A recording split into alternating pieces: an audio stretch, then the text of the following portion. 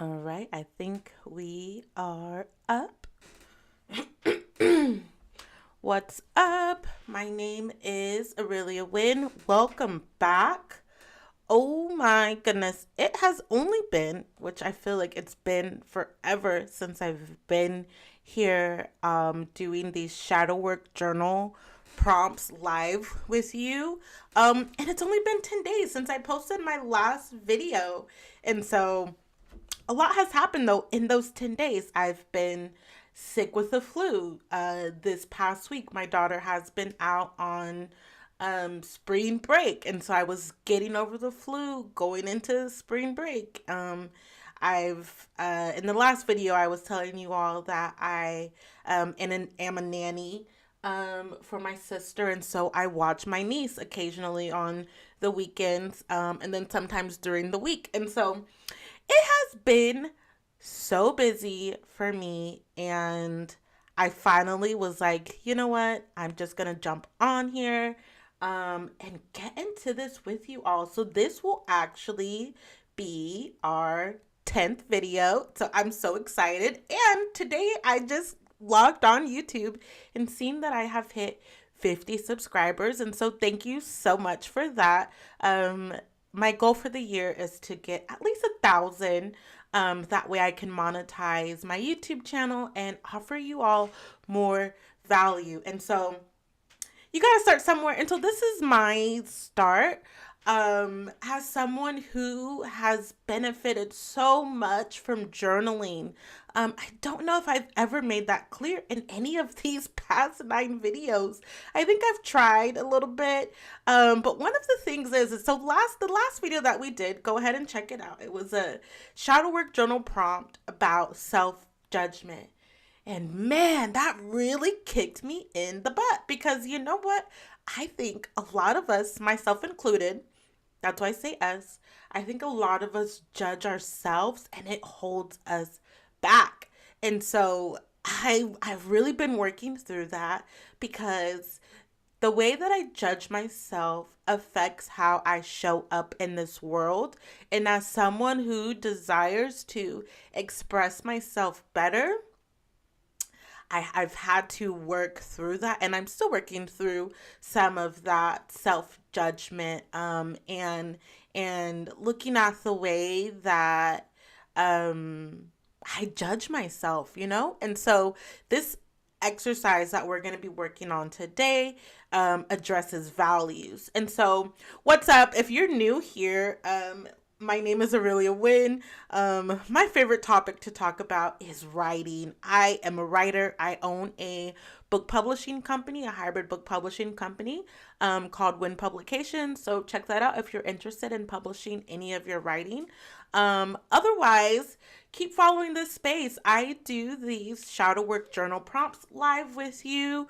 I've been trying to do them twice a week, but as I've shared earlier, man, life has been lifing. And so I highly recommend that you turn on your notifications, subscribe to my channel, and let's do some work together. What's the important of this? If you're not someone who's spiritual, this is absolutely a spiritual practice. It can be. However, I'm someone who believes in the phrase and the value of change your mind to change your life. My background is in marriage and family therapist, although marriage and family therapy, my goodness, words. And although I'm not a licensed counselor, I have studied a lot of cognitive behavioral therapy because at one point I did want to be a therapist, but that whole phrase, that whole idea, it's a lot to impact. And shadow work, doing these shadow work prompts and these shadow work exercises has helped me so much. And I mean, I hope that if you're here, that means that you're wanting to do some of that work as well. Specifically, if I was to point out what it's helping me uncover these limiting beliefs, right? What's a limiting belief? It's this work that we're doing. It's looking at the parts of ourselves that we have hid or that are hidden that we just do not know, we're not aware of, and in making ourselves aware, right? And so the shadow work journal that I'm using is displayed there in the corner. It's called Shadow Work Journal, Illuminating the Dark Side of Your Psyche. I am not sponsored or backed up behind the authors of this particular work. They did not ask me to do this. I'm doing this on my own free will. And I've chosen this particular one because I really love it. Like, it's really working out well for me. And I did ask them, because I knew that I was going to be doing this series for a while, if they would help us out. And so they have offered a 15% discount to any of you who purchase their journal and use it with me. And so I hope that you would. The discount code is Dear Shadow. Up there, it's backwards. Up there, I also have a special shadow journal, shadow work journal that I use for all of my things. While I share a lot of myself with you, there are some things that I do keep private, and in this shadow work book, they do recommend that you keep a lot of these things private and to yourself. And that's wisdom. That's not, fear mongering, nothing like that. That's absolute wisdom. Because a lot of times when answering these questions, your shadow self, and they explain what that is, does show up. And we become defensive. We point our finger at other people, when in reality we have to take accountability and responsibility for ourselves today, right now. And so that can be really hard, especially when we're dealing with some of these things. So far, we've talked about playing small. And that, when we started this a month ago, I was evergreen, baby. I thought I was just going to get on, share my work with you all, and not really be affected. Well, if you go back and look at the first video from this series, you will see I was so triggered, baby, because playing small is something that I've done probably my whole life, from the first time that I can remember.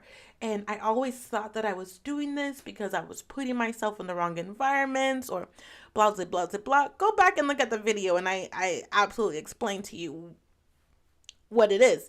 But we've talked about playing small. We've talked about emotional suppression. We've talked about self-love and gratitude, self-confidence. We've talked about culture, about money. Money was like a 3-part series. And then last time we talked about self-judgment. And so today we're going to be talking about values, specifically our family values, and how those have played a role in our life. And so this particular exercise, it has 2 parts to it. The first part says, what qualities did your family value the most growing up? Write them below. And so some of the qualities, I went ahead and looked up 10, right? And so one of the things that would always like stop me, or like cause me to stumble when answering journal prompts, is like not really knowing off bat, like, qualities, like what, I don't know how to answer this, because I would get hung up on one thing like that, like what do you mean qualities? And so I looked up 10 for us to kind of talk through. And so 10 qualities that you might want to look at that your family valued the most could be love and affection. A family that expresses love and affection, love, affection, and care towards one another can create a supportive and positive environment. Did your family value that? Did your family value trust and honesty? Families often value trust and honesty among family members to create a sense of security and dependability. Okay, did your family value respect? Families may value respect for each other's opinions, beliefs, and personal space, which can lead to healthy communication and relationships. Did your family value responsibility? Families may value taking responsibility for not one another's, for one's actions and decisions, promoting a sense of accountability and ownership. Unity. Families may value being together as a unit, helping and supporting each other, and being there for one another during challenging times. Education. Many families place a high value on education and learning, emphasizing the importance of knowledge, skills, and personal development. Tradition and culture. Did your family value this? It says families may value the preservation of their culture or religious traditions, passing them down from generation to generation. Did your family value compassion and empathy? Families may value being compassionate and empathetic towards others, showing kindness and understanding to those in need. Did your family value hard work and perseverance? Families may value hard work and perseverance, instilling a sense of determination and grit among family members. And then another one could be gratitude and appreciation. Families may value expressing gratitude and appreciation towards one another, recognizing the contributions and efforts made by each family member. And so those are 10 qualities. And so absolutely take time to maybe come up with some that your family valued. And that's the first part. So pause if you need to, rewind, save this, do what you got to do, and answer that first part. And then part 2 is now think about the opposite trait of each quality and write them below. The opposite traits you write for this exercise will reveal the collective shadow of your family. For example, the qualities and traits of your family. Has suppressed and rejected. The shadow of your family is also one of the shadows you have most likely adopted. For example, if you write hard work, the opposite quality may be laziness. And what's the purpose of this? The purpose of doing this is to be aware, right? To be aware that this is there, whether you choose to take action or pivot, change something in your life with this knowledge, this new awareness of your shadows, of your family's values, and the things that they rejected or suppressed, can be major for you. It can set some things free for you, but it also can be triggering. One of the things that I did mention earlier that my profession is book publishing. And I've created the opportunity for myself to meet with independent authors. Those are the people that I work with and the people that I serve, indie authors. And last week, about a week or so ago, I was doing it's called Book Talk Indie Author Interview. And I was meeting with an author and we were talking about healing. And one of the things that I mentioned, because people will do shadow work as a way to heal part of themselves, and is absolutely definitely been showing up in my life that way, as creating healing, which to me just means more moments of wellness, a moment of wellness in my life. And so we were talking about that, and we were saying how this work can be really heavy, and to really show yourself some love, right? So answering these questions, and even in this book, this workbook that I'm working through, they talk about practicing self-care, especially with this particular one, right? Recognizing the qualities that your family valued the most, and even the qualities that they might not have valued, right? For some of us, love and affection was not one. It just was not one, right?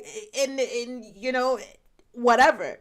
And it's just being aware of that. It's not judging that, right? Because we're working through self-judgment. It's not judging that, it's just being aware that, hey, this wasn't something that my family valued. It actually was suppressed, right? And it's just being aware of that. It's knowing that. And what you choose to do with that information is up to you. You might say, hey, you know what?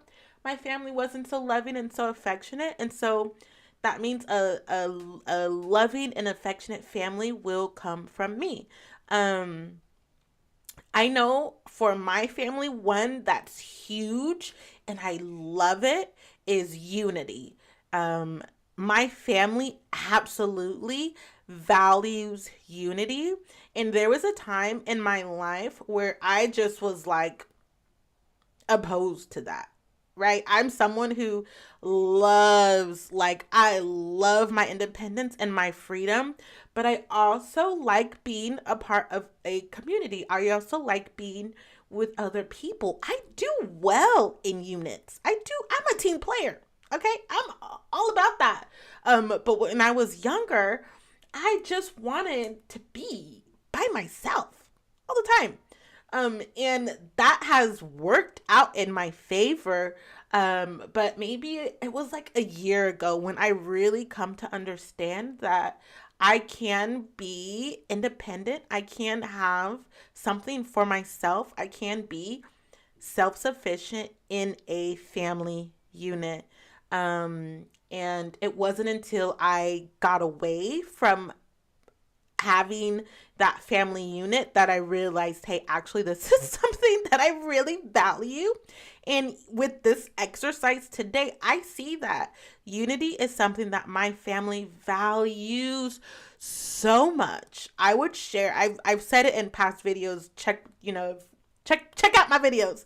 Anyways, I've shared it in past videos how I feel like my family is like the freaking black mafia, if you will. Like, our family unit is so tight, right? We do everything together.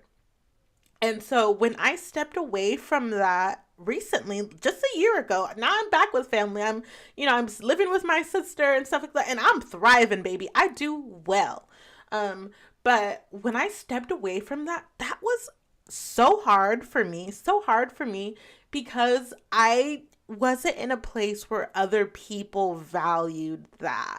They valued unity with their families, but they did not really value unity with their friends. And to me, that's an important value. I want to be united. I want to be up close in my friend's business. I want to be next to them, right? So I desire those intimate, deep, for real, past the surface level, past the BS, right? I value that, and I see that it's come from my upbringing. And so what would be the opposite trait of that quality could be, like I said, not, and I don't know if it's individuality. I think this will be something absolutely, as I always do, is I get off and I work through this.